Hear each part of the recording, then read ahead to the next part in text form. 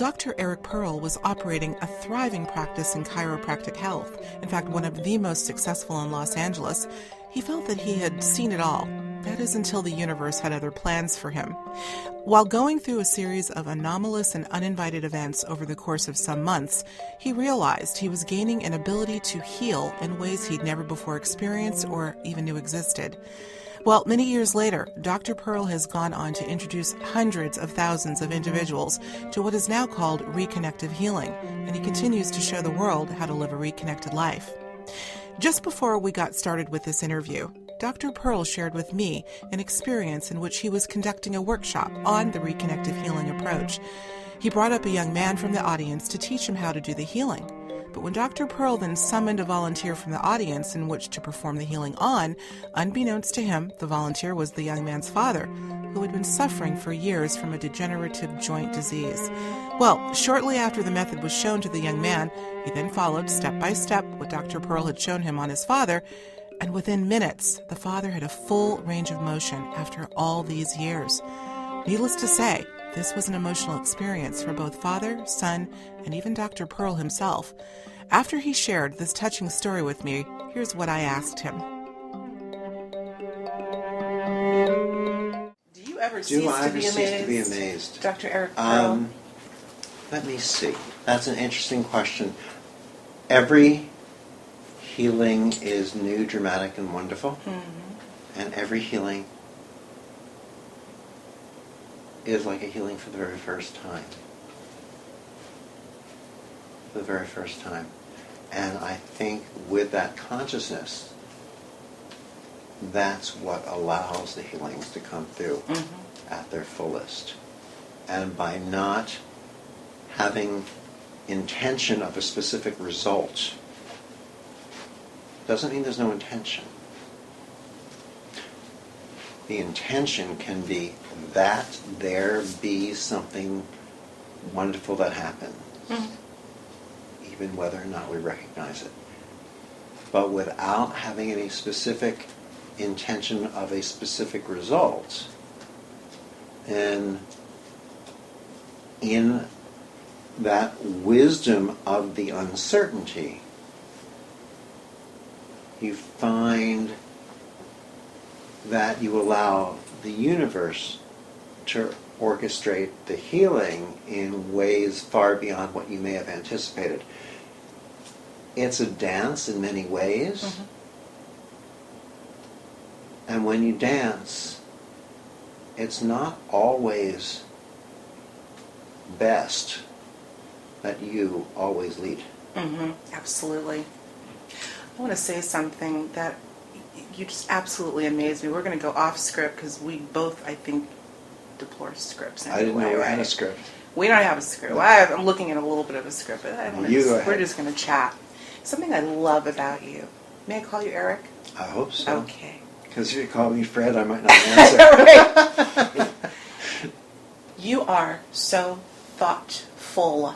F-U-L-L. I've watched your presentation. I've watched you. You and I have had several conversations. Very much like me, actually. You think, you process. I know why you're so good at what you do, I think. Because you're channeling. I hasten to use the words, I'm not a label person, but what I sense is that you're really gleaning information as you are asked questions. You don't just spit something out. You process. This is, I think, part of your gift is what I see. I'm not asking you to agree or disagree. I'm just telling you what I see. And I think that's part of what makes you so special. I love your story.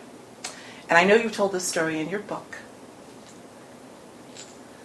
And I want you to tell it, if you would, for our audience a little bit. Again, the impetus for what got you into what is now called Reconnective Healing. It was an anomaly. It sounds like there were a string of anomalies for you that were really blessings. Wouldn't you agree? There were a multitude of very many interesting things that manifested. And you know, you want to say, well, it started here. But you never know when something began, because if you step back 3 feet, you see it actually began a little earlier, began a little earlier, began a little earlier. So, I mean, for me, when I've gone way back, if I wanted to, I could point to my birth, because my mother died giving birth to me, and came back to life and told of the experience, and it was not spoken about at that time. We didn't have such respected researchers in the field as Elizabeth Kubler-Ross, Raymond Moody. We didn't have Daniel Brinkley. We didn't have Eben Alexander. And so my mother related the story to me one time when I had asked, because, let me see, I think my grandmother had recently died, so I must have been around 5, and my concept of dying was you end up in a box underground. But I didn't know how to not be conscious in that picture that I was lying there in a box underground. So to me, my idea of death was I lie down in a box and I'm underground forever, and that didn't feel really good. So I went home and I told her, and she sat me down and explained the story where she was lying on the delivery table. She felt as if and heard motors or engines starting at her feet and going to her ankles and her knees and moving up, and she tried to get the attention of the doctors and the other people in the delivery room because she knew that if it got to her heart, she was going to die, and she didn't want to die, and she couldn't get anyone's attention. She was amazed they didn't hear it. And suddenly it got to her heart, and the next thing she knew, she had left her body. And she was moving up through layers of beings or souls. However, she said, we don't really have words for this here. The first level or layer were the people who didn't realize that they had died, or they felt they had work yet to finish here. The second, she doesn't recall. The third one was the only one that felt a little uncomfortable for her to pass through, and uncomfortable for the people who were on it. It was like a delay, not a stoppage, but let's say a temporary delay for people who had done the only thing that you could do to temporarily interrupt, shall we say, to interrupt God's plan, which was they were the ones who had taken their own lives. She passed through a few more layers and got to the top, found herself drifting down a lane. Although her feet weren't moving, she feels that this is what most people refer to as the tunnel. She passed flowers of colors she had never seen, saw people from this lifetime and from many lifetimes, knew who they were. One glance conveyed volumes of information, yet there was no language, nothing verbal. She was finding herself imbued with the secrets of the universe, how ridiculous it is to judge people by their appearance, how we can't blame God for anything, even seemingly inexplicable atrocities such as drive-by shootings, how there's a reason for everything and everything makes perfect sense. She knew why the earth was round, why the grass was green, why the sky was blue, how war is a temporary state of barbarism that we are evolving beyond, and we will evolve beyond. When she saw this light, she was moving towards the light. She was afraid to look at it because it was so bright she thought it might burn her eyes, but she did open her eyes and look and realized that there was nothing physical to burn. And when she got there, her life was laid out before her, and she knew it was a beautiful life, and yet there was no judgment. She knew and realized that if there were any one thing that people who pass on, people who die, who leave their body, regret, it's only that those here who are left behind mourn them, because we don't realize what a beautiful place that is is home. This is a temporary visit. And then suddenly she found herself being sent back. Now, for all the struggling she did not to go, not to want to die in the first place, now she didn't want to return. But she was told she had to come back to raise her child, and she felt herself being programmed to forget all the insights that she had. And so she struggled to hold on to these few that she retained when she came back. And one of the things she learned is that how she would never judge anyone by their appearance again. And when she woke up in the hospital bed, she looked at the woman who was in the bed next to her and thought to herself, oh, is that an unattractive woman? And then she laughed. She said, no, didn't I just learn So, did it start there? I don't know. I went back for a little visit with someone. Went back and saw things we didn't see. But if you want to go on a more earthly surface level, where did it begin? Well, I practiced as a chiropractor for 12 years, and one night when I was asleep, for about an hour after I'd gone to sleep, I woke up because a bright light came bursting through my eyes. I opened my eyes to see what it was, and it wasn't anything unusual, except for the lamp next to my bed. It had decided to turn itself on. I'd had that lamp for a good 10 years. It hadn't turned itself on before, but there it was. And my bedroom door, which was closed before I went to sleep, was open. So it felt as if someone was in my house, one or more people, that I'd been being watched. And I got up with a knife that was somewhere in the room, an old can of pepper spray from a self-defense course I'd taken years before, so it was probably empty, but I thought it made me look intimidating. And my Doberman Pinscher was probably more frightened than I was, and we went hunting through the house. Couldn't find anyone. I decided it was my imagination. I went back to sleep. But that Monday when I went into the office, as I began working with my patients, 7 of my patients independently told me that they felt as if people were in the rooms watching us, the way I felt at my home. Other patients felt multiple sets or pairs of hands working on them, touching them at the same time that I was working with them.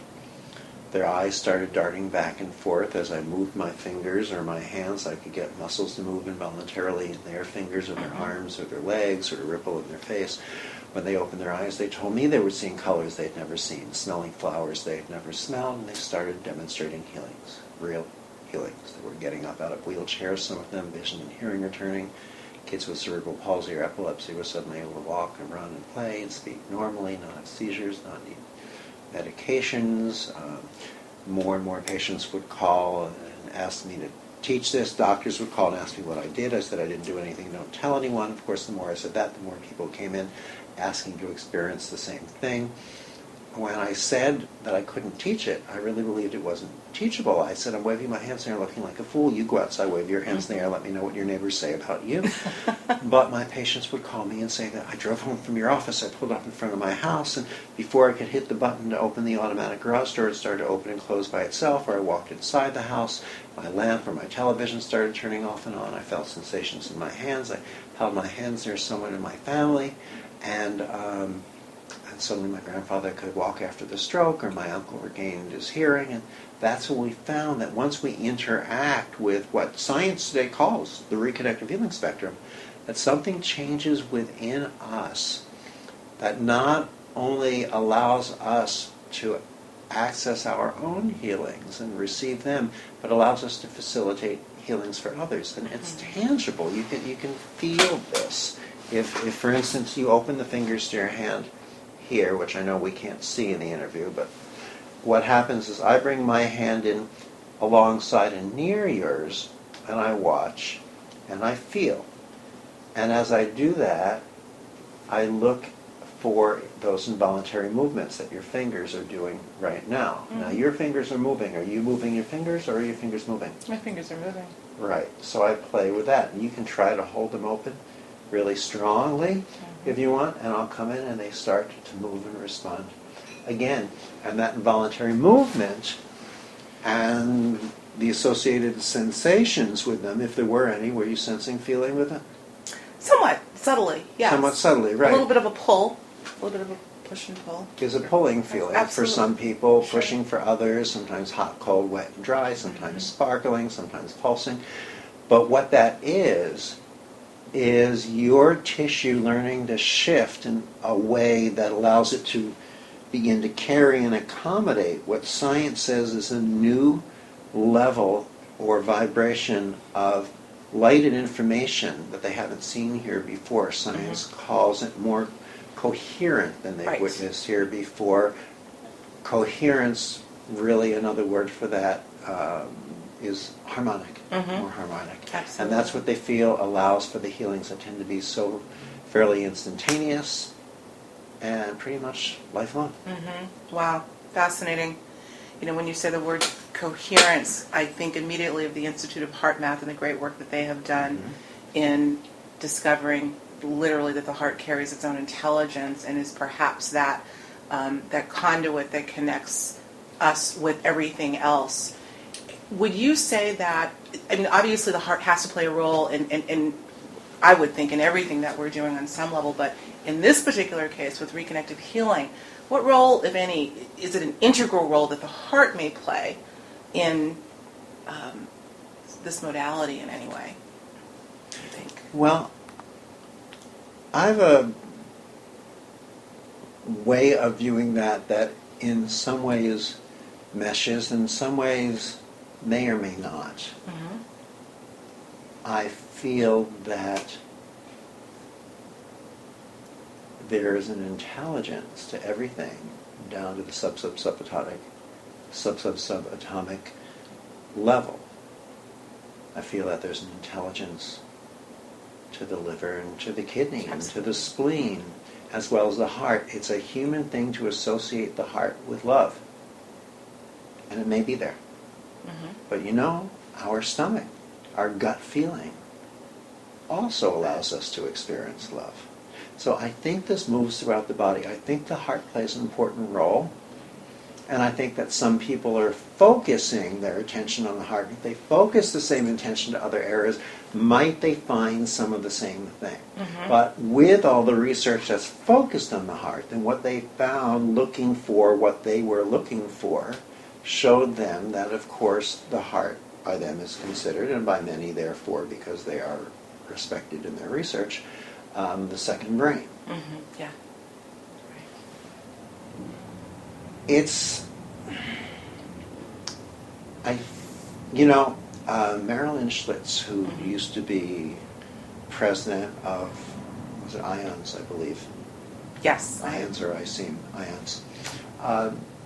Once I was at a presentation of hers where she explained that studies have shown that researcher A and researcher B can do the exact same study under the exact same circumstances, same protocols, etc., etc., etc., and if researcher A expects results 1 to come about, and researcher B expects result 2 to come about, Mm-hmm. researcher B will get result 2, and researcher A will get result 1.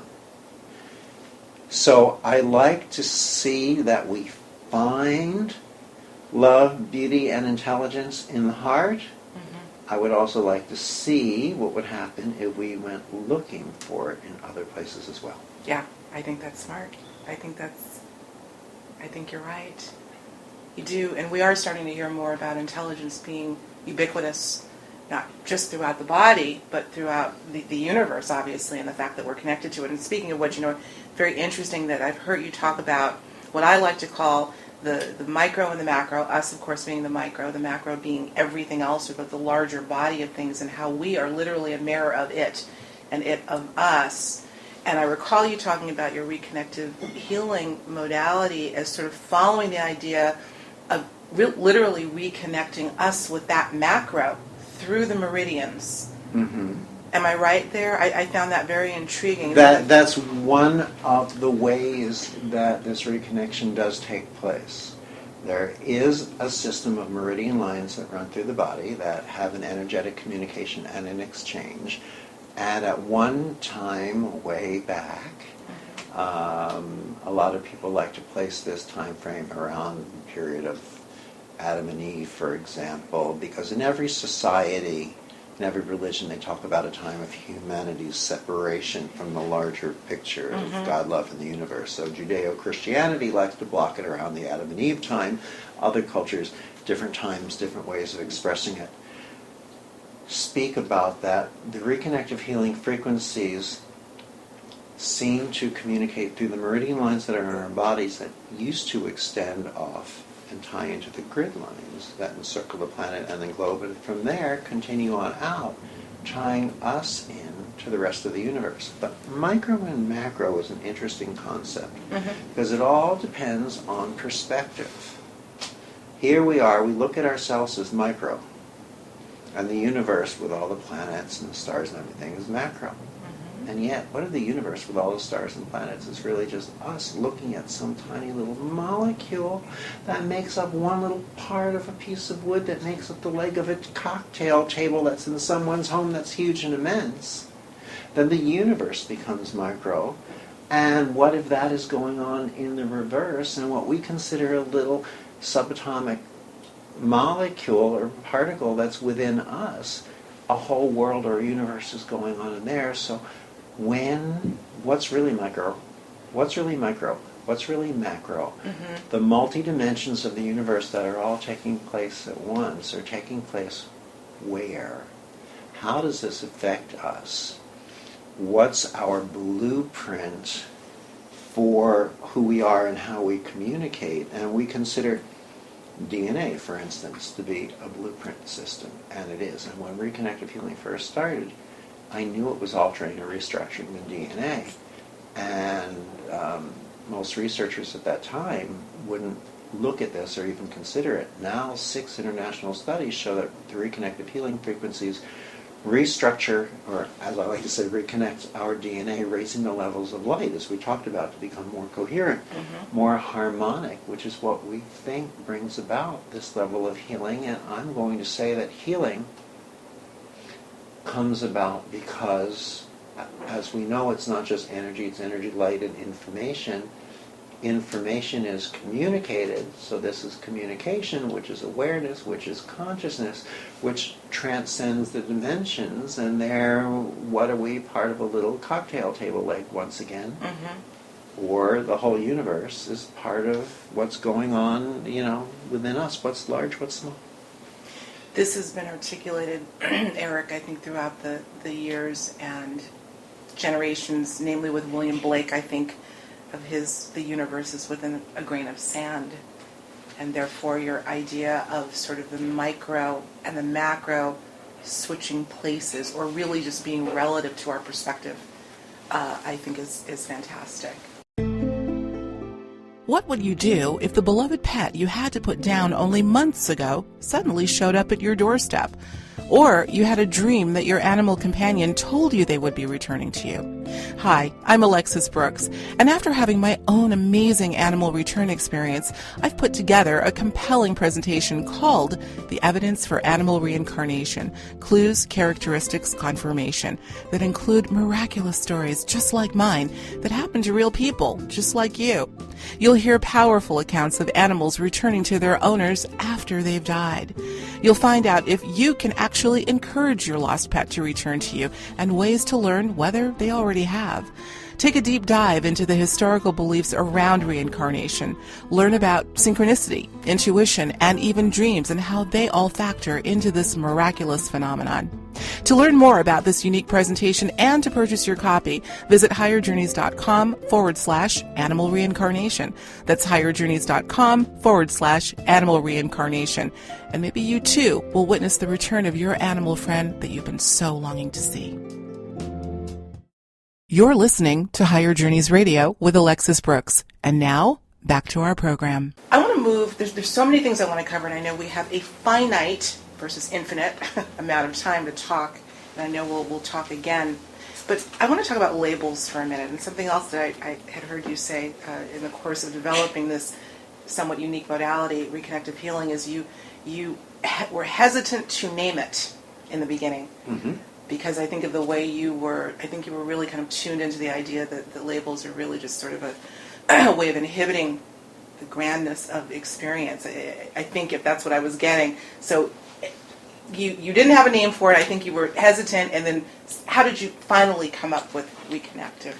Well, I didn't want to give it a name because I feel that once we give something a name, we label it, as you say, we give it a box. We say, this is what it is. Everything inside this box is what it is. Everything outside the box is what it wasn't. And I knew quite clearly there were two things that I didn't know. A, I didn't know what it was, and B, I definitely did not know what it wasn't, because it seemed to be changing and expanding with every day. So I felt, no name. Let's not give it a name. Oh, people couldn't stand the fact that it had no name. Everybody has to have a name for something. No one could respect that it had no name. So people on the East Coast, in the North, were calling it Eric Pearl High Frequency Healing because everything needed to be high. And on the South Coast, they were calling it Pearl Deep Natural Healing, and somewhere else. It always had my name, and it always had big or high or frequency. And finally I thought, all right, Now, I've only given a few seminars in this, and already word had spread. I need to come up with a name, and I promised I was going to give another seminar on it coming up by a certain date. I need to come up with a name. So I put I had this big, huge whiteboard in my office at the time, and I'm thinking, what can I call it? Well, it does this, and it does that, and it does the other, and I was looking for these words, and I'm going, let's see, there's ascension, and there's light, and there's information. I'm putting letters and words, coming up with pretty sounding words, which meant nothing, the word, unless you knew what it broke down to and meant, and I didn't like that. I couldn't find it, and I had to put this next mailing out. I just bought a computer, my first one, because my phones, I couldn't handle everything by phone. And I thought, all right. Well, there was a 3-month period of time when this began, where over 50 of my patients lost consciousness, and they spoke 6 phrases word for word. Oh, you didn't know this part of the story? I don't think It's in the so. book. It's in the Reconnection. I held my hands near one of my patients. His head jerked back, his eyes rolled to the top of his head, his mouth started to move, right, and a voice came out, and he said, "We are here to tell you to continue doing what you were doing." 2 days later, it happened to 3 other patients. They said, "We are here." The first patient said, "We are here to tell you to continue doing what you were doing. What you're doing is bringing light and information onto the planet." 2 days later, 3 other patients said those first 2 phrases, "We're here to tell you to continue doing what you were doing. What you're doing is bringing light and information onto the planet." And 2 of them added, "What you're doing is reconnecting strands." One of them said, "What you're doing is reconnecting strings." My first patient came back in and added, "What you're doing is reconnecting strings." So now I have 2 strings and 2 strands. A few days later, it happened to 5 other patients. It continued for a total of 6 phrases over 3 months, but it's the 3rd and the 4th phrase, reconnecting strings, reconnecting strands. And I thought, let's just take that one word right now, and we'll call it Reconnective Healing, or the Reconnection. And we'll do it just temporarily so I can put this one flyer out until I can find the right name. And all of a sudden, when it went out, everyone said, as soon as I heard that name, I knew. Yeah, there was a So resonance then there. that was it. And what's interesting about that is there's no box. Because you can reconnect with your original essence of who you are, your soul, what you exist as, what you're aware of in between lifetimes. You can reconnect with that, which is always expanding and continuing to grow. So you're reconnecting with something that's ever growing, and there's no box. That's right. As I'm listening to you, and I'm seeing this sort of picture, this word picture, not word picture, but image literally emerge of, again, this word infinite comes to mind, that it is there is obviously no demarcation between past, present, or future. It's just a continuum of evolution. I'm using all these little buzzwords. Have you had any recent epiphanies within the construct of your reconnective healing? Have you learned or realized something somewhat new? How long has reconnective healing been your project? How many years has it been? Reconnective Healing showed up on the planet in August of 1993 on a Thursday, and if I had realized the importance of it, I would have marked the exact date. But by the time I realized how important it was, there was no way I could figure out which Thursday it was, and to make it more complicated, when I looked, that was in August with 5 Thursdays in it, so I couldn't figure it out. Well, you're close, though. So that was a while ago. So now here we are. Epiphanies are that. Epiphanies come in the ways that we learn to be able to explain and describe what's going on. In the ways that we see the same thing over and over and again, and yet suddenly we see something new in what we've always seen. Well said. And speaking as much as I do, I mean, just in these 3 days here, I've got 3 speaking engagements and probably about another 7 or 8 interviews going on. So in essence, I'm speaking about a dozen times over 3 days. I'm always finding new ways to explain it and starting to look at how to expand and separate the explanation for different types of presentations. And when you ask me that question, I can't give you an answer That's for it okay. because nothing comes directly to mind right now. Yeah. I'll tell you one thing. I think the latest thing that popped into my head is that we're always looking to vibrate at a higher level. To vibrate higher, vibrate faster. Now, how can we vibrate faster if time is an illusion? Mm-hmm. How can there be speed if time is an illusion? Well, time is the illusion in which we live in these four dimensions. So existing outside of these four dimensions, where time doesn't change. I mean, within these four dimensions, time changes. You know, infinitesimally, we're in the 10th floor right now doing this interview in a hotel. Your clock, your watch, if you're wearing one, is moving faster here than it would be on the ground That's right. level. Mm-hmm. Yeah. So, you know, what's the common example they point to? They say if they take identical twins at birth and place one in a spaceship and send it way out, far away in the universe for 40 years, when it comes back, the sibling who's here, the 40-year-old sibling who's here, goes to greet it, and the door opens, and a 6-year-old comes That's out. right. Because time is a different way. So, but we're still within gravity and its pull. So I think a lot of why reconnective healings, unlike energy healing technique healings, why reconnective healings are so instantaneous and lifelong is because they happen outside of time, space, and right. gravity, where really vibration is lighter, freer, and faster because it's outside of gravity. So here, everything is dense. And why things entrain up instead of down is because they entrain towards an existence that's free of time, space, and gravity. Understood. Understood. Very well said. Let's talk about the frequency of fear. I've heard you talk about that. Kind of bouncing around a little bit, but it's all connected. Sure. We're talking about energy and information and things that are evolving us and things that are inhibiting our evolution. Fear is certainly one of those. You've spoken eloquently about how fear, I think you used an example of, especially in the new consciousness space, if you will, millions and millions of well-intentioned people are grabbing their crystals and pouring them on, and they're wearing their talismans, and they're doing their little dances. And I remember you saying, paraphrasing, of course, what they're really doing is just re-emphasizing fear, because they're trying to repel those things, which is really just essentially a focus or a wink and a nod to the actuality of fear.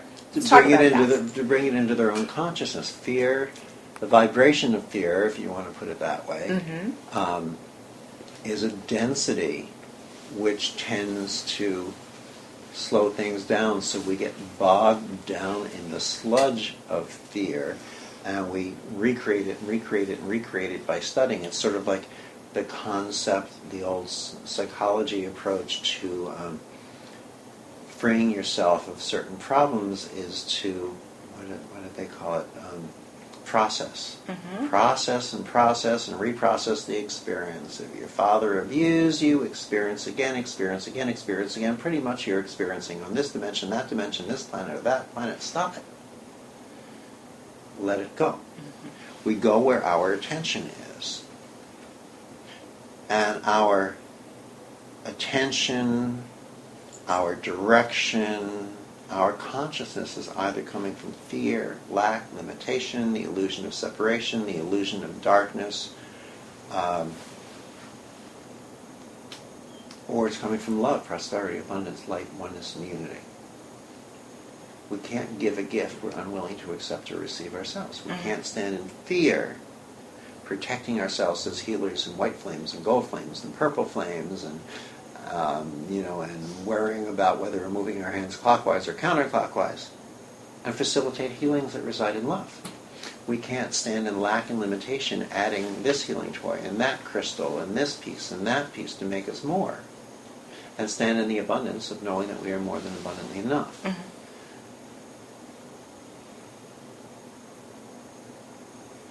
You know, 1 million people are out there trying to sell us the next new healing toys, techniques, procedures, and protections. Oh, yeah. That's not really what they're selling us.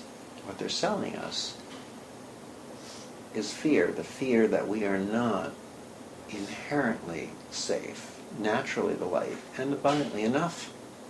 Mm-hmm. And that does not mean these people who are taking our money to sell us fear are bad people. They're selling us healing techniques, telling us you need to do step A, then B, then C, then 1, then 2, then 3, instead of allowing ourselves to stand in the freedom where we're willing to be simply the witness, and the witness the seer, and the seen the observer, and the observed, and allow the universe to orchestrate. And that does not mean that these people are bad people for keeping us in control and taking our money, to keep us in control and fear and lack and limitation. Because when we all leave this human earthly lifetime, and show up at that light where we come from, we will see them and we will embrace them, thank them, kiss them, bless them for doing their job so beautifully, and say thank you for doing such an exquisite job at playing your role, because Absolutely. Without you I may not have reached that level of fear in my life that finally showed me that this is not who I am. I am not fear. I need not be there. And I had to overcome that hurdle in you to make it high enough for me so I could gain from jumping over it to get to the place to recognize that I was loved. So every person is playing a vibrant and important role in their life, no matter what it looks like. Nothing is bad. Some things come in more or less desirable frames and ways we choose to experience it, but everyone is playing their role perfectly here. You see me grinning from ear to ear, nodding my head in the affirmative. I absolutely concur. And this is a very contentious, sometimes slippery slope when you have these conversations, because if I can just say, there is such a movement right now of identifying the bad guy, the evil government that's trying to do all of this to us. And I have to tell you, Eric, for years and years, as I've been looking at this from an alternative perspective, in deep contemplation, in isolation from all of that chatter, I thought to myself, I wonder if they're really doing us a favor. Maybe unbeknownst to them, consciously. But if we want to look at it that way, perhaps they are teachers in the most profound regard. Had they not been there to make life hell for us, how on earth would we have this epiphany and be able to reconnect? It's not easy at all, but it's necessary. Ask people, about, this character in history or that one who caused these atrocities or these traumas in Germany and Africa and in South America. Absolutely. And if you've experienced it, it becomes more of a challenge to be even willing to look that there's a potential of light in that interaction. And in the healing world, where people want to say that they're more open to that concept, they're not, because we will still hear people listen to this interview and confuse things and say, why is he making fun of techniques? Why is he making fun of healing toys? I'm not. They are perfectly playing their roles here and allowing us to go through what we're here to do. My role is to say and show us we don't need that any longer for when we are ready to choose to step off of that plane and on to the next. Isn't it nice that something beyond that exists, that we can transcend that limitation? But viewing that openly is as difficult for some people in the healing world as viewing that perfect presentation, argument, / however you want to look at it, that you just laid out for us. It's not always easy, but our lessons come from doing sometimes what's not often the easiest to do. Oh, most of the time, I think. For whatever reason. I love your philosophy. I love your philosophy. I'm going to say it openly. I try not to be biased, but I'm going to tell you, I really do. I resonate so much with what you have to say. We're going to wind down. We can't go as long as I'd like to, but I would love to have you back where we can elaborate on all of these things and really have people sort of meditate, reflect, contemplate on what we're saying. People are trying so desperately right now. We're at a precipice, I have no doubt. Trying so desperately to make it over that curve, whatever it is, to become enlightened. Again, here we go with the labels. And yet, so many are, the harder they try, the more they're missing the boat. And this is why, not all, and I want to be clear about that, because I do think that there are some that are having epiphanies, like what you... Yeah, but trying is an important thing. In the healing world, look, I've trained close to 100,000 people around the world how to do reconnective healing. And one of the most difficult concepts for some people to grasp is how to replace the concept of trying with one of allowing. How to replace the doing with being. How to replace the sending to receiving. When I would do these seminars, we're doing one in Los Angeles at the Biltmore Hotel in downtown LA, I think September 11th. What we'll do is on September 11th, on that Friday night, we'll give a 3-hour presentation. We talk about the history, the theory, the philosophy, the science of the work. We'll bring up volunteers to demonstrate this with. We'll give everyone there a chance to feel this in their hands, like you just did, and work with it. We'll continue that. It's really the level 1 of our training program now. It's a new training program. It's very different than what we taught before because it's much more expanded, where we'll work with you at the tables and we'll show you how to access these frequencies and feel them. You'll see the person on the table go into involuntary movements of their fingers, their arms, their legs, and you'll trade places with them. You'll experience it. Lots of talk about the science, the philosophy, question and answers, more demonstrations, more practice time. It's mostly self-healing and familiarity with the frequencies and beginning to really get to know them and own them so that you can move into level 2 of the training program, which will be on that Monday and Tuesday. On a professional level, we'll bring in volunteers from outside the seminar so you can work with people who don't even know what to expect. We'll teach you how to do this via distance, teach you how to do it holographically, teach you how to begin to set up and start your own practice and function as a healer. And by the end of level 1 and 2, if you're there, I can pretty much make you 2 promises, which are A, you will be able to do anything and everything in the way of healing that I can do, and B, you will be able to do anything and everything in the way of this type of healing that any human being anywhere on the planet can do, no matter how many techniques they've mastered, whether they were raised by monks in a cave in a mountaintop in Tibet. It doesn't matter their story. What matters is our willingness to let go of the techniques, the rituals, and the healing toys and objects, because this is the new level to step to, and it's just like, if you want the balloon to rise, sometimes you have to throw off a couple of sandbags here or there. Agreed. I love it. So, I don't get to teach in the U.S. as often as I'd like. We have a few times we're speaking at Kripalu. Tell us where you're going to be as we wind down. I know you've got a frenetic pace. You're all over the globe. Give us a few of those dates if you can. I know we're going to be speaking in Sacramento, June 26th through the 30th. We're going to be in Philadelphia, July 24th through 28th. Los Angeles, as I said, September 11 through 15. I cannot tell you when the Kripalu dates are here. You're going to be in Kripalu in my neck of the woods, listening. May 1st or the first week in May. You know those Yes, things. I know that because I'm That's hoping to see you there. Okay, well that would be terrific because I'm definitely looking forward to that. Yes.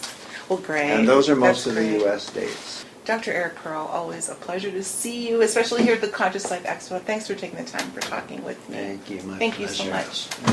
Mwah! I hope everyone can hear that big kiss. Big hugs and kisses I'm going to borrow from my friend Lilu from Conscious Life Expo in Los Angeles. Thanks so much. Thank you.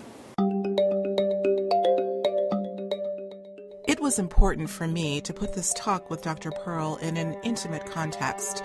The incredible and touching story about his mother's birth experience with him and all of the clues that would lay the foundation for the path he would eventually travel gives one incredible insight about a life lived with passion, purpose, and a touch of exquisite mystery. The Reconnective Healing method continues to thrive globally with no signs of slowing down as more and more people seek to discover the ability to heal themselves and others. I encourage you to learn more about the work of Dr. Eric Pearl's Reconnective Healing by visiting his website at thereconnection.com. And to learn more about Dr. Pearl's touching and amazing story that ultimately led to this breakthrough method, pick up a copy of the book, The Reconnection, Heal Others, Heal Yourself. As always, I thank you for tuning in to Conscious Inquiry. Until next time, I'm your host, Alexis Brooks.